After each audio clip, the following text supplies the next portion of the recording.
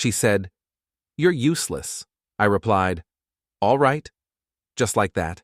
No yelling, no dramatic gestures. Calm, measured. But the words, oh, they landed like a hammer to a glass skull. Vivian meant to wound me, to make me feel small. Instead, they sparked something quiet and lethal. Patience, precision, revenge. I started with the credit cards. Every single one canceled. Joint accounts frozen. Automatic payments blocked. She would notice soon, of course, the shock spreading slowly like a cold wind. Next, the car, her precious Honda Civic, polished and gleaming, the one she flaunted on Instagram for likes and approval. Legally, it was mine to sell. One phone call, a few signatures, and the dealership whisked it away. The funds were secure, transferred to an account she couldn't touch. Then came the accounts. Retirement, discretionary, emergency, everything I could legally move. She assumed her little safety net was untouchable. She had never accounted for me. And that's the beauty of underestimation. It makes your opponent careless. I left the house that morning feeling quiet satisfaction. The neighborhood hummed along, oblivious. Birds chirped, traffic moved, kids played. Outside, nothing had changed. Inside, the first dominoes had already fallen. Vivian, of course, had no idea. She moved through her days as if nothing had happened, posting selfies at cafes, tagging Derek Hale, her 34-year-old lover, head of sales at his company, divorced, smug, overconfident. Derek probably thought I was still the harmless, blue-collar husband she mocked so effortlessly. Cute. For the next 72 hours, I observed. Every breadcrumb she dropped, receipts, social media posts, casual office chatter, fed the map I was building. Derek's habits, favorite lunch spots, car routes, even quirks he thought no one noticed. Documented. Every oversight became a tool. Every careless comment a possible lever. By the second day, I involved Michael Trent, my lawyer, sharp, precise, merciless when necessary. He reviewed my moves and suggested subtle, legal pressure points. Notifications, filings, minor account restrictions, all perfectly lawful, but enough to make them feel the walls closing in. I spent hours cataloging, photographing, cross-referencing. 3 months of texts, receipts, hotel stays, dinners, casual lies, every misstep accounted for. This wasn't revenge for petty satisfaction. It was control. Full, undeniable, methodical control. Vivian remained oblivious. She laughed on social media, flaunted dinners, weekend plans.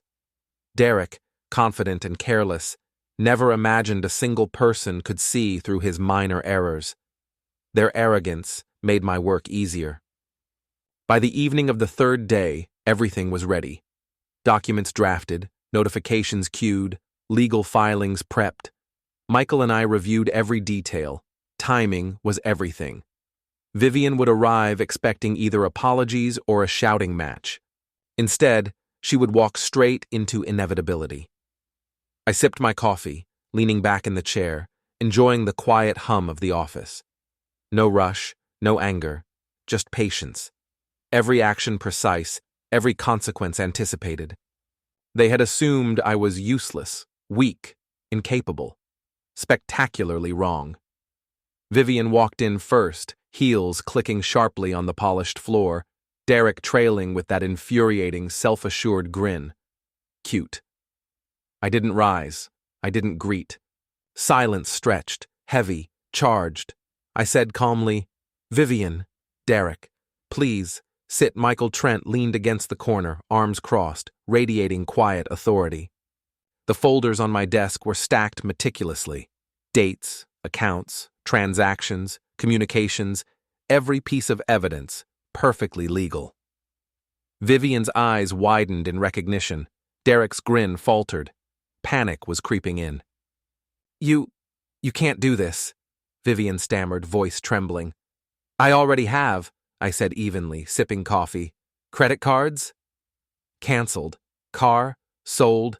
Discretionary funds? Frozen. All legal.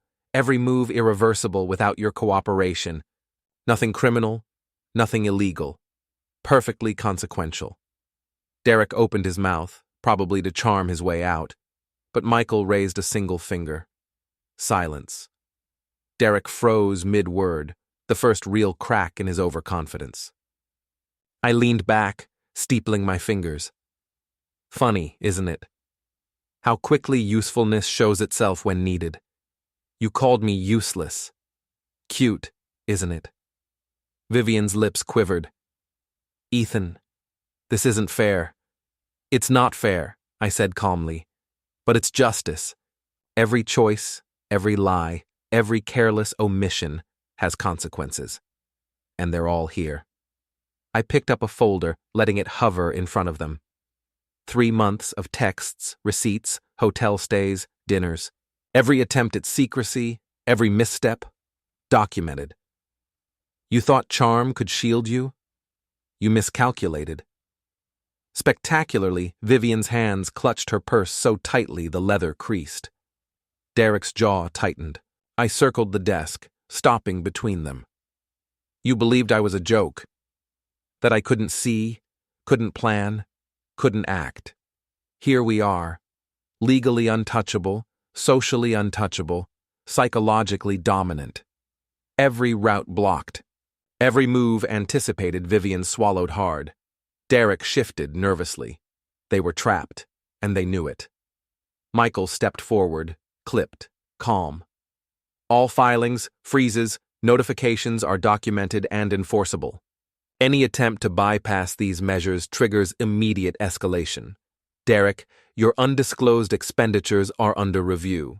Vivian, further attempts to access restricted accounts trigger alerts to financial institutions. Legal, above board, binding. Derek's face drained. Vivian's eyes widened, panic blossoming. Their arrogance evaporated. I returned to my chair, sipping coffee, letting silence hang. So, I said softly, smiling faintly, who's useless now? Neither could answer. Their carefully constructed world, built on deception, charm, assumed control, collapsed. I hadn't shouted, hadn't threatened, hadn't broken a law. Yet here they were, stripped of control, exposed, powerless. Outside, the city hummed obliviously. Inside, every excuse, every manipulation attempt had failed. I leaned back, calm, collected. For the first time in months, I felt completely useful. The apex of revenge isn't chaos, it's inevitability. And in that office, with my lawyer quietly observing, I had achieved it.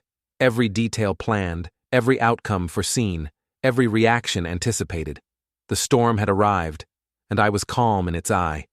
The day after the office showdown, I didn't feel victorious. Not yet. The real work had only begun. Cornering someone legally is one thing. Making them understand the full weight of consequences, the slow, creeping realization that every move is being watched, is another. Derek was the first target. His image mattered most. He prided himself on charm, control, and professionalism. I submitted formal requests to audit certain expense claims he approved, legal, above board, but timed to be noticed by HR and his superiors. Every email, every internal memo, a small spike in anxiety. I imagined the slight twitch of his jaw, the quick glances at his phone, terse responses to Vivian. Perfect. Vivian, meanwhile, began to feel the first tangible effects of lost privilege. Every attempt to swipe a card blocked. Online transfers required verification she hadn't anticipated. Notifications reminded her of restrictions she couldn't override. Her meticulous attention to appearances made these small failures devastating. Slowly, her confidence chipped away. I monitored them from my office, coffee in hand, notes open, documenting every interaction, every text, every frantic attempt at problem-solving. Derek's confident messages became terse and defensive.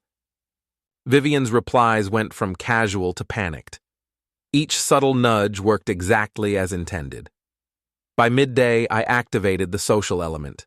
Nothing illegal, nothing slanderous, but subtle visibility changes in professional channels. Public filings, routine notifications, discreet updates, designed to provoke curiosity, whispers, doubts. Derek's curated professional image wobbled. Vivian's fear of public embarrassment heightened her stress. Every move was timed. I didn't want chaos. I wanted inevitability. They needed to feel the walls closing slowly, experience helplessness incrementally until full awareness of their miscalculation set in. Minor inconveniences, blocked transfers, social ripples, pressure built steadily. By late afternoon, every reaction had been anticipated. Every attempt to reclaim control neutralized legally, professionally, psychologically. Panic was subtle, layered, growing, Derek's charm cracking, Vivian's poise trembling. I planted small surprises, notifications of scrutiny, factual reminders about account restrictions, details designed to maximize stress without lawbreaking. Small waves adding up to a tsunami. By evening, the final confrontation was inevitable. They would enter expecting negotiation or pleading. Instead, they would find the apex of consequence, meticulously orchestrated, every move anticipated, every lie exposed. I poured coffee, leaning back, letting the city's quiet hum settle. They had called me useless, underestimated the quiet, patient man who had nothing to lose and everything to gain. I wasn't just observing. I was conducting a symphony of consequences, legal, precise, unavoidable. Ethan Cross was no longer useless. By the time they returned, their web of deception would unravel completely, leaving only consequences. The storm was coming, and I was calm, collected, untouchable. Vivian entered first, heels clicking. Derek followed, overconfident grin still plastered. Cute. I didn't rise. I didn't greet. Silence stretched. I said calmly, Vivian. Derek. Sit. Michael leaned in the corner, arms crossed, amplifying every heartbeat. Folders on my desk meticulously labeled, dates, transactions, accounts, communications, all legal, all organized. Vivian's eyes widened. Derek's grin faltered. Panic. You can't do this, Vivian stammered. I already have, I said evenly. Credit cards canceled. Car sold. Discretionary funds frozen. Legal, documented, irreversible. Nothing illegal. Perfectly enforceable. Derek tried to speak. Michael raised a finger. Silence. Derek froze. The first crack. I leaned back, steepling fingers. Funny, isn't it? How quickly usefulness shows when needed. You called me useless. Cute, isn't it? Vivian quivered. Ethan, this isn't fair. It's not fair, I said softly, but it is inevitable. Every choice, every lie, every oversight has consequences. They're all here. I hovered a folder in front of them. 3 months of texts, receipts, hotel stays, dinners. Every secret, every step to avoid me, every joke about my incompetence, documented. Charm won't protect you. You miscalculated. Vivian clenched her purse. Derek's jaw twitched. I circled, stopping between them. You thought I was a joke. Here we are. Legally untouchable, socially untouchable, psychologically dominant. Every route blocked, every move anticipated. Vivian swallowed. Derek shifted nervously. They were trapped. Michael stepped forward, clipped and calm. All filings, freezes, notifications documented and enforceable. Any bypass triggers escalation. Derek, undisclosed expenditures under review. Vivian, restricted accounts trigger alerts. Legal, binding, Derek drained. Vivian widened, panic blossoming. Arrogance evaporated. I returned to my chair, sipping, letting silence hang. So, I said softly, who's useless now? They couldn't speak. Every assumption, every bluff collapsed. I hadn't shouted, hadn't threatened, hadn't broken law. Yet here they were, stripped of control, exposed, powerless. The city hummed outside, indifferent. Inside, panic built like pressure in a closed vessel. I observed body language, nervous glances, hesitation, patient, precise, ruthless. Leaning forward, voice low. Derek, Vivian, this isn't revenge. It's consequences. Every action, deceit, betrayal documented, enforceable. Yet you believe you can salvage control. You can't. Every thread mapped, every option gone. Vivian's lip trembled. Derek twitched for his phone. I shook my head. Not necessary. You're in my game. Every move, anticipated, final details laid out. Legal notices, public notifications, social and professional nudges, accounts frozen, car sold, transactions secure, subtle audits circulating, exposure of discrepancies, all maximizing pressure within. Law. I watched them crumble. Vivian's eyes filled with tears. Derek's confidence shattered. They were exposed, trapped by their own arrogance. The quiet man they mocked, the one called useless, was in control. I paced, tension stretching. You thought you could manipulate, outsmart, dismiss me. You couldn't, not because I'm smarter, but because you underestimated patience, precision, inevitability. They're my allies, always have been. Vivian's hands shook. Derek tried to speak. I raised a hand. Silence. Perfect. I returned to my chair, calm, collected, untouchable. And that, I said, is what happens when you mistake patience for weakness. You believed I was useless. Cute. You were spectacularly wrong. Outside, the city inside, every rationalization, every excuse, every attempt at charm had failed. Their carefully constructed world, built on deception, assumed superiority, and petty manipulation, had collapsed. I didn't need to shout. I didn't need to threaten. The law, logic, and consequence had done the work for me. Michael gave me a subtle nod from the corner, a quiet confirmation that every measure, every filing, every subtle legal pressure point had landed perfectly. This was the apex of revenge, calculated, inevitable, complete. I was calm, collected, untouchable. The storm had arrived, and I was standing at the center, watching every ripple it caused. Vivian's breathing had quickened, her hands twisting the strap of her purse until it creased, an almost desperate signal of her inner panic. Derek, meanwhile, leaned slightly forward in his chair, jaw tight, knuckles white against the armrests, the confident smirk he had worn for months fully erased. I let the silence stretch, intentionally, drawing it out, letting them squirm under the weight of anticipation and fear. Ethan, Vivian began, voice quivering, this is insane. You can't. I already have, I interrupted, soft but cutting. Everything you assumed untouchable, every privilege you believed was permanent, has been meticulously accounted for. Credit cards frozen, car sold, access revoked, every legally permissible action executed. The consequences are in motion, immutable, predictable. You wanted to see me as useless. I hope you see now how mistaken you were. Derek tried again, opening his mouth to charm or bluff, but I could see the hesitation creeping in. His entire demeanor screamed panic, controlled poorly, a performer who had forgotten his lines. Michael raised a hand. Silence again. Derek froze. The wall had closed in, and he could only wait for the inevitable. I leaned forward in my chair, hands folded, voice low but lethal in calm precision. Do you feel it? That creeping unease, the subtle realization that you misjudged someone entirely? Every text, every transaction, every oversight you assumed harmless has been weaponized, legally, logically, and irrevocably. Your world is smaller now. Every path you thought safe has been blocked. Vivian's lips quivered. Ethan, this is over the top. You can't control everything.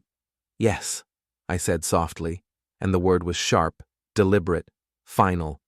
I can. And I have. You assumed charm, manipulation, secrecy, and your arrogance would protect you. It did not. It never could. Every move you've made, every step you've taken, was noted, mapped, and accounted for. I picked up another folder from the desk, letting it hover slightly, the weight of its contents almost physical in the tense air.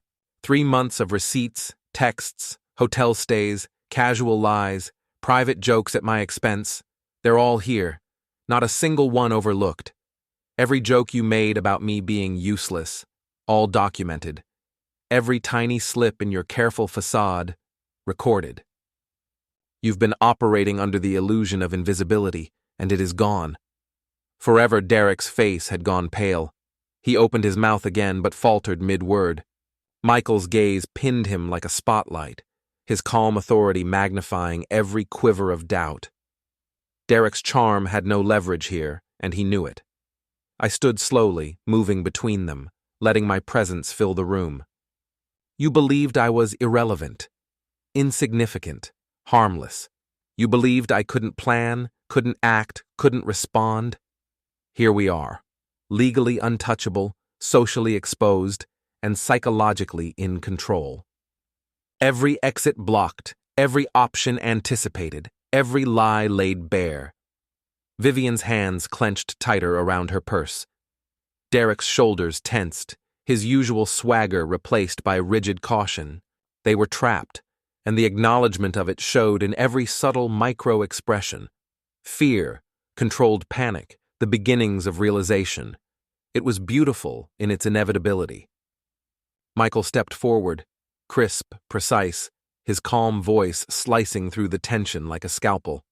All filings, freezes, and notifications are legally documented and enforceable. Any attempt to circumvent these measures triggers immediate escalation. Derek, your undisclosed expenditures are under formal review. Vivian, every attempt to access restricted accounts will automatically notify financial institutions. This is above board, legal, and binding. Derek's confident posture finally broke. His jaw twitched, his usual sly smirk replaced by a faintly pleading glance at Vivian. She, in turn, avoided my gaze, her composure cracking entirely, eyes darting nervously around the office as if searching for an escape route that didn't exist. I returned to my chair, taking a slow sip of coffee, letting the silence stretch. "So," I said, smiling faintly, "who's useless now?" No words came. They were silent, exposed, powerless. The careful edifice of deceit, manipulation, and assumed superiority had crumbled in a precise, methodical collapse. I hadn't shouted. I hadn't threatened. I hadn't broken a law. And yet, I held absolute control. I leaned back, letting the quiet hum of the city outside seep into the office. Inside, panic and frustration hung thick in the air like fog. I observed every twitch, every glance, every half-formed excuse die before it left their lips. I was patient, precise, ruthless. I was untouchable. Finally, I spoke again, voice low, deliberate. "Derek, Vivian, this isn't about anger. It's about consequences. Every decision you've made, every deceit, every betrayal of trust has been anticipated and accounted for. You believed you could salvage control. You cannot. Every thread of your carefully constructed lives has been mapped. Every route blocked. Every option gone." Vivian's lip trembled. Derek's hand twitched toward his phone, a small act of desperation. I shook my head. Not necessary. You are already playing the game I designed. Every move, every message, every thought you act upon is foreseen. I laid out the final pieces, calmly and methodically. The accounts frozen, the car sold, all transactions verified and secure, subtle audits on Derek's approvals quietly circulating through internal channels, discreet exposure of minor discrepancies in office communications, public filings designed to nudge the professional and social spheres. Everything carefully legal, above board, yet psychologically devastating. I watched as their composure unraveled. Vivian's eyes glistened with unacknowledged tears. Derek's confidence dissolved into nervous tics and shallow breaths. They were exposed, trapped by their own arrogance, by their own choices. And the man they had called useless, the one they had underestimated, was in complete control. I paced slowly, letting the tension stretch. You thought you could manipulate, outsmart, dismiss me. You were wrong, not because I am clever, though I am, but because you underestimated the quiet, the patient, the inevitable. Those are my allies. They always have been. Vivian tried to speak. Derek tried to argue. I raised my hand. Silence. Perfect. Finally, I returned to my chair. Calm. Collected. Untouchable. And that, I said, voice low but carrying, is what happens when you mistake patience for weakness. You believed I was useless. Cute. You were spectacularly wrong outside. The city hummed on, indifferent. Inside, every excuse, every manipulation, every carefully constructed facade had collapsed. They were powerless to undo the consequences. Michael gave me a subtle nod. The apex of revenge had been reached, calculated, inevitable, complete. The storm had arrived. I was standing at the center, victorious, unshaken, untouchable.